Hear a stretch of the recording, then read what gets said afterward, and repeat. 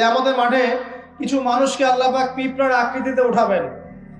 কিছু মানুষকে আল্লাহ পাক কিয়ামতের মাঠে পিঁপড়ার মতো আকৃতিতে হাসর করাবেন। তারা কারা? যারা এই দুনিয়াতে অহংকার প্রদর্শন করত। এখন জানতে হবে তাহলে অহংকার কি। আপনার গায়ের জামাটা সুন্দর, জুতাটা সুন্দর, আপনার বাড়িটা সুন্দর, এর মানে আপনি অহংকারী, এটা প্রমাণ হলো না, এটা অহংকার নয়। নবী সাল্লাল্লাহু আলাইহি ওয়াসাল্লাম বলেছেন অহংকার হচ্ছে দুটো জিনিসের সমন্বয়। একটা হচ্ছে মানুষকে তুচ্ছ তাচ্ছিল্য করা এবং সত্যকে প্রত্যাখ্যান করা। বাতারুল হাক্কি ওয়া গামতুন নাস, মানুষকে তুচ্ছ তাচ্ছিল্য করা এবং সত্য মানে আল্লাহ পাকের বিধান যেটা সত্য এটাকে অস্বীকার করা, এটা হচ্ছে অহংকার। ইবলিসের জ্ঞান ছিল না? ইবলিস কি আবেদ ছিল কিনা? আবেদ বোঝেন কিনা? আবেদ মানে যে প্রচুর ইবাদত বন্দেগী করেছে আল্লাহ পাকের। ইবলিস কি আল্লাহর ইবাদত করে নাই?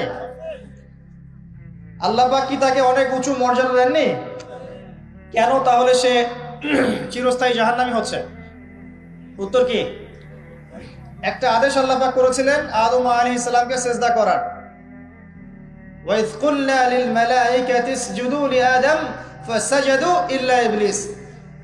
আল্লাহ পাক ফেরেশতা মণ্ডলী সবাইকে বলেছিলেন যে আদমের সামনে সিজদা করো, সম্মানের সিজদা করো। কেন সিজদা করতে হবে? কারণ আদম আলাইহিস সালামকে আল্লাহ পাক নিজ হাতে সৃষ্টি করেছেন এবং তাকে আল্লাহ পাক সমস্ত জ্ঞান শিক্ষা দিয়েছেন। জ্ঞানের কারণে আদম আলাইহিস সালাম এখানে সুপিরিয়র। আল্লাহ পাক ফেরেশতাদেরকে ডেকে বলছেন তোমরা আদমের সামনে সিজদা করো। ইবলিস কিন্তু ফেরেশতা নয়, সে কিন্তু জিন। আল্লাহ পাক ফেরেশতাদেরকে বলছেন সিজদা করো, মানে কিন্তু এই নয় যে ইবলিসও ফেরেশতা। ইবলিস কিন্তু ফেরেশতা নয়, সে কিন্তু জিন জাতির অন্তর্ভুক্ত ছিল। এর দলিল সূরা কাহফের মধ্যে আছে, কানা মিনাল জিন ফাফাসাকা আন আমরি রাব্বি। ইবলিস জিন জাতির অন্তর্ভুক্ত একজন সত্তা ছিল। সে সিজদা করলো না, যুক্তি দিল, একটা বাতিল কিয়াস করলো, সেটা হচ্ছে খালাকতানি মিন নার ওয়া খালাকতাহু মিন তিন। আমাকে সৃষ্টি করেছেন আগুন দিয়ে এবং আদমকে সৃষ্টি করেছেন কি দিয়ে? মাটি দিয়ে। কেন আমি আদমকে সিজদা করব? মানে ইবলিস প্রমাণ করতে চাইলো যে আল্লাহর আদেশটা ভুল, আমি সঠিক। নাউযুবিল্লাহ। আবা ওয়াস্তাকবারা, সে উদ্ধত হলো এবং অহংকার প্রদর্শন করলো। এই একটা মাত্র কারণেই সে কিন্তু চিরস্থায়ী জাহান্নামের অন্তর্ভুক্ত হয়ে গেল। তো অহংকার কি?